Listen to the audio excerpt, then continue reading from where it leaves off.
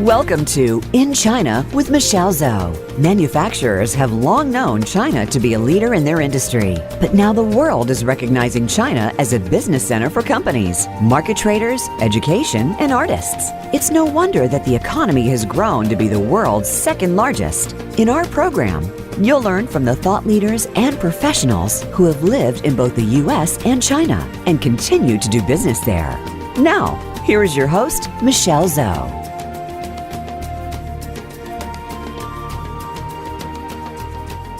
Welcome, everyone. It's so great having you here today. You are listening to In China with Michelle Zhou, and I'm your host, Michelle. I'm the founder and CEO of Pacific Technologies Consulting Group. We help American and Chinese organizations learn from each other, bridge their needs, and grow their businesses internationally. You can contact me at our company website, PTCG Consulting.com, and I always welcome you to connect with me on LinkedIn. Today, I invited Mr. Karl Weaver to this show. We would like to talk about a topic. Well, it's a claim that Karl made. He thinks China is leading in the blockchain and IoT industries. Let's figure out why. Welcome to the show, Karl. Michelle, thank you for welcoming me back to your show. It's always a great pleasure to chat with you.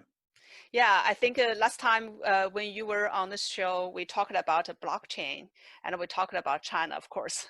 And payment and security as well. Yeah, and security. That's right. You recently changed the job. You are working for a different company, doing very exciting things. I would again start with the introduction from your side. Tell us about who you are, your connection with China, as well as the topics, right? Blockchain and IoT industry. What's the connection between that? So I've been in the convergent PC telecom wireless industry for more than 3 decades. I've lived half of my professional working career in Greater China, and I'm a wireless market mobile device payment and security. Basically, I'm working for a company now called AITOS or ITOS. It's a stealth, Shanghai-based blockchain embedded software security firm invested by one of the largest blockchain organizations in China called Wanxiang Blockchain. That's what I'm doing now. I'm the Global Business Development Director for them with a focus to merge or integrate the cellular IoT modules with blockchain technology. That's what I'm doing. I joined in February. The CEO and I are ex-Gemalto colleagues, so I was very happy and excited to come on board because it's cutting edge. Mm-hmm. So you have all these many years connection with China, and you've been in the industry. You are one of those people. Many decades. Right, many decades, right. As I said, for this topic, you have a claim you made, right? You said China is leading in blockchain and IoT industries. Why did you make such kind of a claim? Well, first of all, because I have equal experience in all of Greater China, 37 years between China, Hong Kong, and Taiwan. I have history with all 3 parts of Greater China. Plus, I'm an American, and I've been in technology my whole career. So therefore, I can provide a very level EQ when discussing technology between the East and the West, and I do that. So I have discovered that the Chinese cellular IoT module vendors are there are 9 major vendors right now, and they're all growing. A few years ago, when I was pushing eSIM to these vendors, they were small and not as large. Now they're very large. QuickTel is the top Chinese cellular IoT module vendor, but Fibercom is just a little bit behind them. And there are 7 other Chinese cellular module companies waiting in the wings to grow as well. So there are 9 Chinese cellular module vendors who are taking their technologies and they're expanding globally, and they're utilizing Western labor to sell into Europe and North America, Australia, and other markets. So they are growing. Oh, wait a minute. So you said China has 9 major cellular IoT module vendors. Yes. I want to get a sense of the comparison. how many in the worldwide? Is 9 a big number or small number? Tell me more. There are no more than 15 globally, and there are no more than 3 Western vendors who've scaled. The rest of the companies are Chinese. So 3 Western companies. Telit is a major vendor, Sierra Wireless, U-Blocks. There are other smaller vendors, but they've not scaled. Mm-hmm. Our job is to work with all of those, my company, our job is to help all of those companies. We do not play favorites. We want the ecosystem to grow, and that means everybody needs to, be competitive and grow by using the blockchain. But there are 9 in China. There are 3 globally that are successful, and then there are a few others that have that are on the roadmap. I mean, that are on the radar. But being on the radar and having 9 in China that are successful, you can see it's obvious. It's very obvious to me. Okay, then of the top ones worldwide, including China, what are the position of those Chinese companies? Can you tell us? I can say that in the top 5, I believe that Fibercom and Quicktele, I believe they're in the top 5. I don't know the actual rating and ranking for them, because depending on who you talk to, it's different. They're changing, but I do know in the top 5, it's a combination of Western and Chinese cellular module vendors. So that's pretty obvious right there. Okay, now you convinced me. You have convinced me that China is leading in the That's my blockchain and the IoT industry. Thank you. You're welcome. All right, now I want to go into a little bit in depth into this. What are the applications that China is using the blockchain and IoT technologies, and who are the users of these applications? So very quickly, China's the largest car market on the planet. Mm-hmm. And right now in China, they have something called EID. And of course, there's a global standard for vehicle ID. It's called VID. China has something for personal users called EID. That's a government-led project. What our company is involved in and other companies are involved in is actually taking the personal user's ID from their smartphone and the vehicle ID and matching them together, utilizing the blockchain for something called the sharing economy. The key is trusting the data. You use the blockchain simply to trust the data. Is this really the right user who's going to borrow this car or borrow this or get in this autonomous vehicle? They want to make sure that the person getting in the vehicle is actually the person the person who's intended to get in the vehicle, because they have to pay for the service. So they're using the blockchain to guarantee that the user and the vehicle match up. That's why they're using the blockchain to do that in China right now. And autonomous vehicles are going to grow. That's one example. Another example is, in Mongolia, they're using, there's a huge farming community of cows for dairy products like milk and butter, as well as for meat, right? So you have 2 different types of cows for that, but I mean, a cow is a cow. They have collars around the necks, GPS collars around the necks of these cows, and other ways to track the cows. They actually can tell how the cows are feeling. It's very important to know the health of the cow. They need to know if the cow is sad or if the cow is happy. And it's really that much of a science. It's called ag tech. There are farms in China that depend on investments from banks and insurance companies as they grow their cow herds. So they're using the blockchain to attest that this cow is healthy, safe, active, and singing to its heart's content. So it's another cool application of the blockchain. What I hear from you is, first, the IoT part is the equipment the cow is wearing, so that you can track it, right? Second is the blockchain technology is embedded through this whole data transportation. So the data is being verified and it cannot be changed. And it's securely tracked all through this chain. Yes, that's right. And it's using our technology actually to do that. Because we're integrating IoT with the blockchain at the edge in the module, in the IoT device that the cows are using. Okay, great. Okay, so those are two examples. There are so many use cases in China, and I think I supplied some of them. But one that will come right down to the hearts of anybody living in China. As you know, people need to charge their batteries on a daily basis. There are so many people who heavily use their smartphone to surf data and to talk on the phone. They very often need to recharge their cell phone.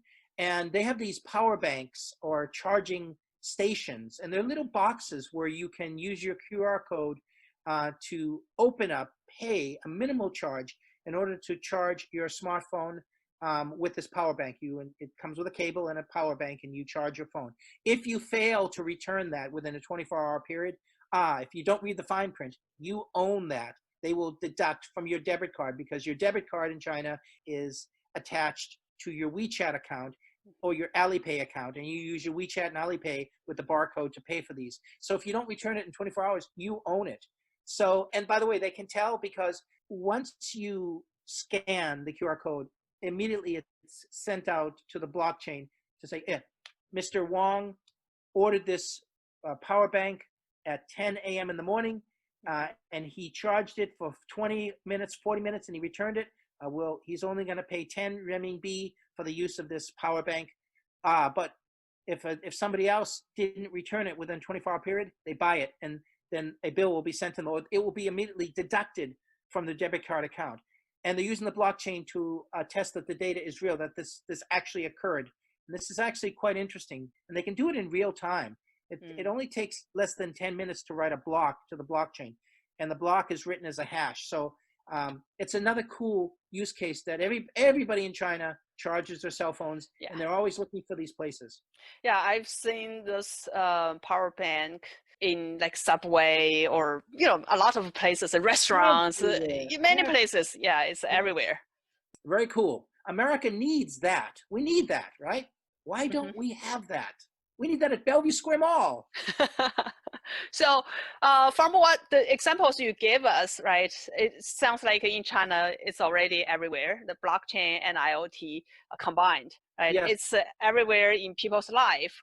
It's everywhere in those businesses. You can see them.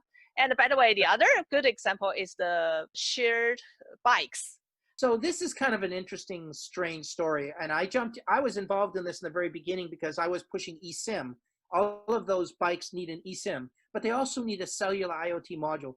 In this case, China was doing it the low end approach, which is a 2G cellular IoT module embedded into OFO, Mobike, and there are lots of those bike companies, but there's been a shuffling out. There's been a fragmentation, and some of these companies have not survived. But the business is still going, but it's been curtailed a lot. As you know, globally, it's been curtailed because of the recklessness with using the bikes and then just tossing them up on the sides of the streets. City government doesn't really like that, so we have an approach in the West where you return the bike to the place where you originally got it. But in China and other parts of Asia, you simply leave the bike after you finish utilizing it. Wherever, right? Yeah. Yeah, that's not been the smartest strategy, actually. IoT is being used, and blockchain is also being used now. They're using the blockchain now so that they can actually track who used the bike, where it was left. So it's going to change the recklessness of the usage of those bikes, because now they can actually track who used it, when they used it, where they left it. So anybody out there who's using Mobike services, please, TLC, tender loving care, okay, with these bikes. Good advice to them. All right, so we talked about the current scenarios in China that we have seen, and it's already everywhere. It's time to take a quick break, and we'll be back right away. You are listening to In China with Michelle Zhou. You may also send an email to info@ptcgconsulting.com. Now, back to this week's program. Now we're back. Before the break, we talked about the background, and we also digged into why, Karl, you made such a claim. China is leading in blockchain and IoT industries. you convinced me, and we shared a couple of different scenarios that we see everywhere in China. Now, my question goes to, with this kind of scenario you have seen, right, and it's everywhere, I think in China, the government is playing a very key role in this. So can you tell us about what kind of things or policies or attitudes from the China side? Because I know China kind of banned the digital blockchain money in the very beginning, then it changed. All these things are changing. So tell us about the government's attitude and how is that impacting this industry in China? So in 2018, I jumped into a company called Rivets Corp. We basically provided security for blockchain designed smartphones. And I actually recognized when I came on board that the government was basically saying, cryptocurrencies are not safe and not secure, and they are absolutely correct. What I saw is I was pushing the security side for crypto wallets. But the government was saying, no, this is not safe, it's not secure. So we're going to ban ICOs, we're going to ban crypto exchanges, we're going to ban cryptocurrency. The result of that, the smartphone manufacturers basically didn't want to go against the government's wishes. So none of them actually developed a crypto wallet, and none of them allowed crypto wallets to be downloaded. And so cryptocurrency is banned in China. There's a logical reason for it. It's called security. So President Xi in 2019 basically came out and said, well, the blockchain is actually very good. There's a lot of great use cases. And he's right. There are lots of great use cases for the blockchain. Cryptocurrency is nothing but one use case for the blockchain, which is to use a crypto wallet to take one cryptocurrency, in this case, Bitcoin, Ethereum, etc., and transfer it to another stakeholder, from transferring from one to the other. The blockchain was just used to do that. The Chinese government has since come out with their own sovereign digital currency called DCEP. They haven't launched it yet, but they've been working on it for a long time. They should be commended to recognizing that there's lots of scams and hype in the cryptocurrency ecosystem. So they just were very concerned about the security of that. Also because Chinese people were taking their money outside. Some of it was for legitimate reasons, like sending your kids to Harvard University. Other reasons were to launder money. So the government said, this is not good. This is just not good. So they banned it. Because I was involved in the security side, so I totally understood. And when I gave presentations in China last year, I said, I totally agree that if you cannot provide the security of a crypto wallet, why do you need to allow it? Because hackers are salivating to just steal cryptocurrency. So the Chinese government did, I think, a very good thing to develop blockchain, public-private consortium blockchains, permission blockchains. So today, the landscape of China, you can see big and small companies developing blockchain platforms, developing blockchain technologies, and they're proliferating. And remember, China owns, or at least 50%, 70% of all the mining in the world for cryptocurrencies, for Bitcoin, was coming out of China. And so there's lots of Chinese companies doing platforms. There's lots of mining companies, and they're actually trying to go global now. The Chinese government has not banned mining. They've just basically regulated it because people are actually stealing electricity to do crypto mining. And people hack PCs in order to do crypto mining. None of those things are good. So I think what they've done is good. I think China has tried to lead in regulating the blockchain into a positive roadmap. Can I say that? So the government on one side banned the cryptocurrency, but on the other side, they're supporting the blockchain industry itself and Absolutely. IoT. Yeah, absolutely. In different kinds of application. Mm-hmm. It's interesting that the blockchain is decentralized, right? Which means nobody owns it. Nobody owns the blockchain. But it's very interesting the Chinese government has taken the lead, because I think in the end, what we all realize is fake news is not good. Mm-hmm. And there's too much of it. And we all get confused by fake news. We all do. I mean, it interrupted the US presidential elections in 2016 and sent Trump into power. It's very, very important to make sure that the data is real. And that's the key usage of the blockchain, to make sure that the data is real. And I think China's not concerned with it being decentralized, as long as the data has been attested to be real. Mm-hmm. Mm. I also know, I think I saw the news a long time ago about the China digital currency from the government side, national kind of efforts. What's going on in that aspect? The banks are involved. I knew that China had been working on their own sovereign digital currency called DCEP since 2014. They started to work on this. That's almost 6 years now. Mm. I think what they recognized is that you have to have a control, less decentralization, but still utilizing the blockchain. You had to have control of a central bank type currency, one renminbi to one of these DCEP, and it's so that it is more like a stable coin, but since it's not fully decentralized, there's regulation because banks regulate. This is what banks do, and the Central Bank of China is regulating this digital currency. It's a natural thing that's going to occur, and they're just utilizing the blockchain to do it. Mm. To me, it makes perfect sense. It has to make perfect sense. So that's the way it is. China is leading in the development. They haven't launched their DCEP, but I believe that when they feel the timing is right, they will. I believe they've been trialing it for the past 6 months. Yeah, how is that compared to the Western world?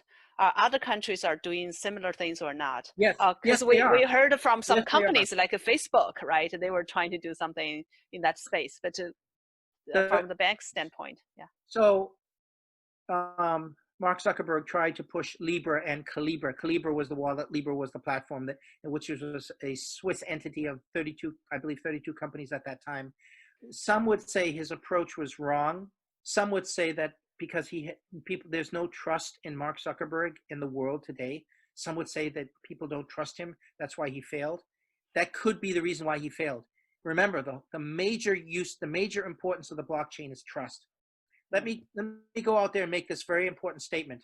Trust is the most important thing in the world, and it's worth more than gold in Fort Knox. I've come out with that statement, and it is especially important in technology. However, there are some who say that he did that on purpose, and that his ultimate intentions were to be more like WeChat Pay and Alipay, which is how he should have positioned his strategy in the very, very beginning, which is to push more of a stable coin based on one currency and a crypto wallet that could proliferate on the internet. So that's what he's doing now. But now, Mr. Zuckerberg can take his WhatsApp and WhatsApp Pay. He can make a WhatsApp Pay and use a stable coin, and he can still proliferate the world because Facebook has more users than actually WeChat Pay or Alipay. I think Facebook still has more users. I mean, WeChat and Alipay are tremendous, but Zuckerberg there's no regulation against him taking WhatsApp Pay and a stable coin like the US dollar and it proliferating that all over the world. So that's from the Facebook standpoint. Now I want to circle back to the banks, right? In Yes, China, the banks are doing some major investment and working absolutely. Yes, yes, blockchain-based yes. digital currency. Yeah, how's that in the US, for example? Well, it's very, very different, but it's also very interesting in China. I think the Chinese government recognized that mobile network operators have a real tough time dealing with banks, but banks have no problem dealing with payment providers, no problem dealing with smartphone manufacturers, no problem dealing with post manufacturers. And so I think that the Chinese government recognizes is that if the banks can control all those other ecosystem players, they can push their form of digital currency out faster to China and out faster to the world. Because as you know, the banks all use China Union Pay, which is equivalent or equal to EMVCo. It's really the same technology, but China has its own protocol. But it's really compliant, 100% compliant with EMVCo, as far as I understand. So actually, the Chinese government has a very interesting strategy, which is it's better to work with the banks to push this DCEP out to smartphone manufacturers, post vendors, and eventually the consumer. It's smart, makes sense, because I was involved in trying to use the mobile network operators to push payment. Wasn't so successful because the banks and the operators traditionally have a tough, and you see that same thing in America. I came back in 2013 only to try to help T-Mobile. I tried to help T-Mobile by telling them that I helped to enable mobile payment, NFC contactless mobile payment.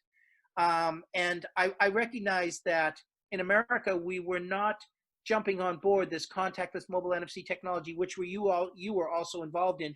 Yeah. And I think the problem is that mobile network operators have a real tough time cooperating with banks. So I think what you will see is banks developing their own form of cryptocurrency, and mobile network operators now saying, well, we'd like to play too, please. So you see, the shoe is on the other foot.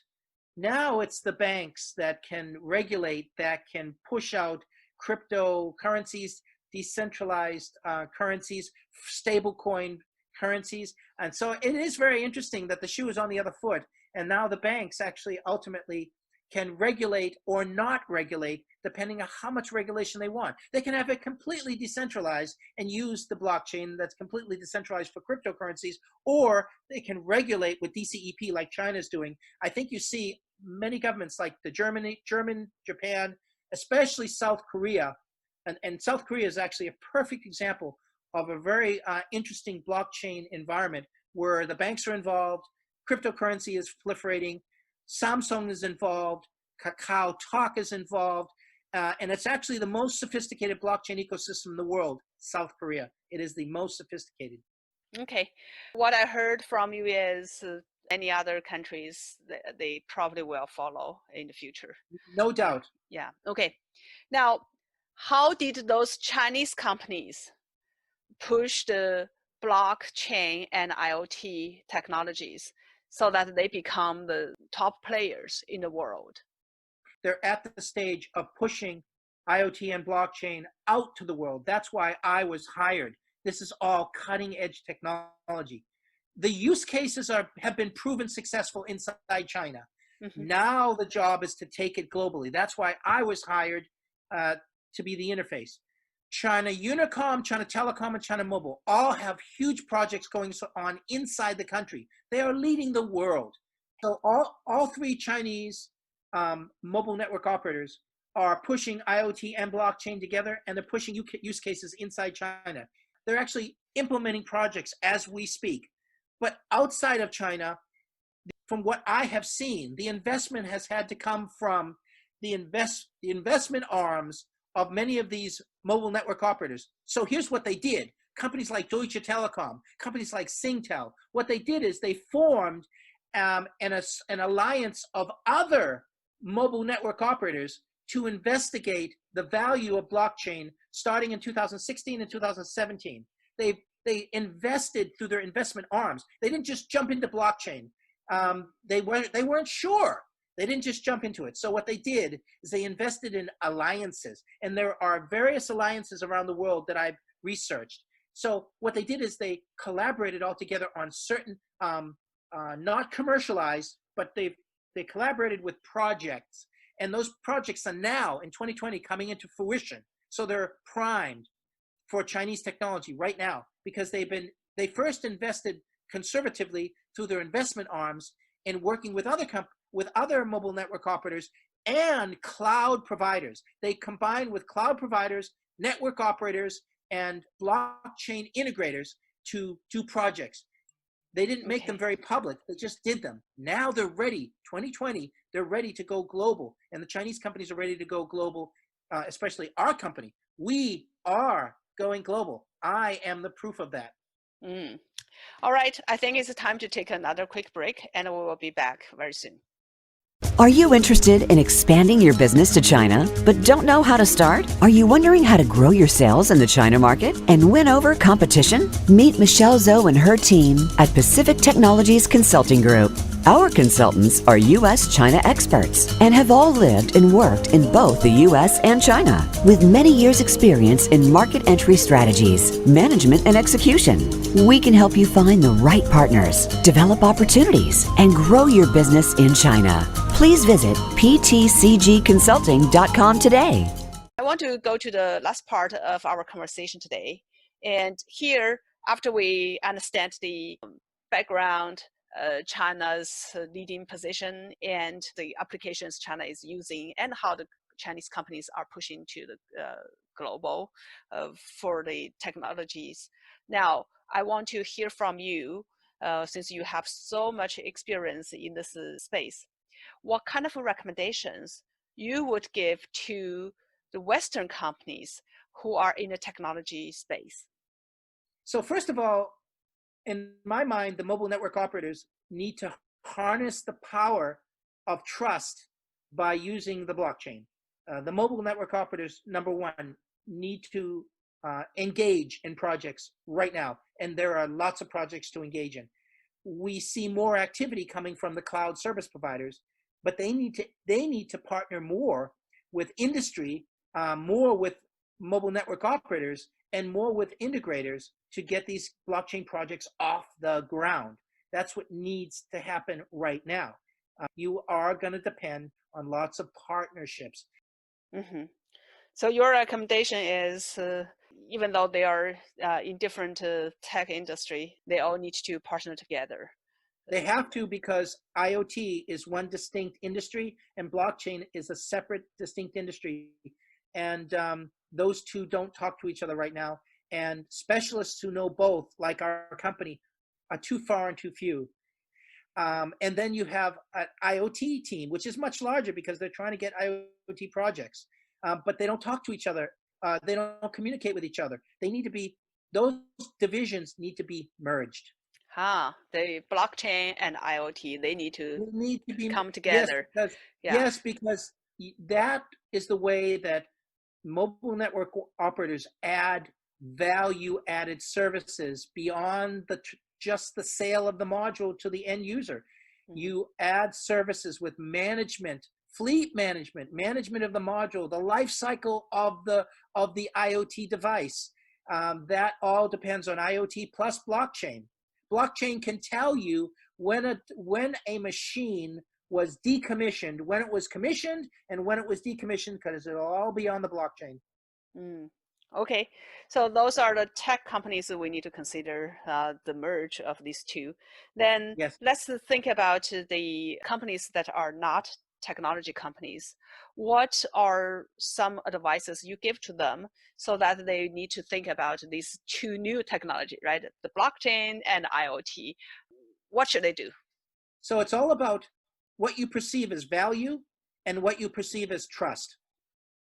If you're okay with buying a fake knockoff Louis Vuitton purse, then you won't care about adding the real data to the blockchain. If you do care about that, and you care that your consumers who want to buy your very expensive products do care about the product is actually real and not a knockoff, you will want to use the blockchain, because you will want to give that confident feeling that when the consumer buys the product, they can simply go online and attest from the trusted data that that is the real product. It's a big problem in China with milk powder, with fake wine, fake oil. It's a big, and it isn't just China. It's a real problem. I mean, you might find this very strange, but there are knockoff water filters for refrigerators now. Can you imagine that? Knockoff water filters for it's become a very big gray market industry. It's strange. If you use the blockchain, you can guarantee that what you buy is real, because it'll all have a serial number that you can immediately look up on the internet, because blockchain is nothing but an overlay to the internet for trusted data. So that's the blockchain side. Then on the IoT side, what are some things that do the companies who are not in the tech industry, do they need to look into now, or do they just wait? Is it still pretty far away? Yes. So in my mind, every single car company in the world should be adding what we call a T-box, so that they can determine the health of the car, determine how the car intelligently communicates with another vehicle. We're adding more IoT modules to the car for the health of the car, for the diagnostics of the car, and for the future intelligence of the car, making the car a wallet. The car will be like your Apple Pay. The car will be that. There's no doubt in my mind that one day the car will act as your wallet. Anybody that owns a machine that you want to have connectivity to will need IoT modules. If you want connectivity to any kind of machine, and you want to determine the health of that machine, you need to have an IoT module giving it any kind of connectivity you want. 4G, MB-IoT, Cat-M, LoRa. There are all kinds of connectivity solutions that you can add to a machine or a robot. So basically, they all need connectivity, and that means they all need the IoT module. But if they want to make sure that the machine is in good health, or that the machine is even real and now not counterfeit, you use the blockchain, because the data as a hash is trusted. Mm-hmm. Yeah, so we can imagine in the future, everything is connected to the internet, and the IoT module needs to be on those different devices, the edge devices. Can you imagine a robot actually picking up a cell phone and making a call? That's what the IoT module does for machines. Mm-hmm. Wow, that's great. You are painting this big future for us. It also reminded us it's not just getting everything connected. We need to think about the trust of the data behind it. Mm-hmm. Yes, yeah. It's all about the trust of the data. And it's also cool because when two industries combine, the value add gain is for everyone. So it's a good thing. I believe our company is avant-garde and leading that change and leading this integration. So I'm very fortunate and lucky to be in a company that's so cutting edge in the emerging of two different technologies. And by the way, when people listen to this presentation and this conversation, they might still be confused because lots of people still don't understand these two technologies need to be integrated. Mm-hmm. So how do people find out more about your company and get more knowledge of how this integration is being done through your company? So my CEO is actually quite well known in the IoT industry. His name is Mr. Leo Lin. He's quite well known. He and I both ex-Gemalto. He was running the whole IoT division of Gemalto, the former Centurion product line that Gemalto bought from a German company, I think in 2010. You can reach me by my email, karl.weaver@aitos.com. Our website is just www.aitos.ai.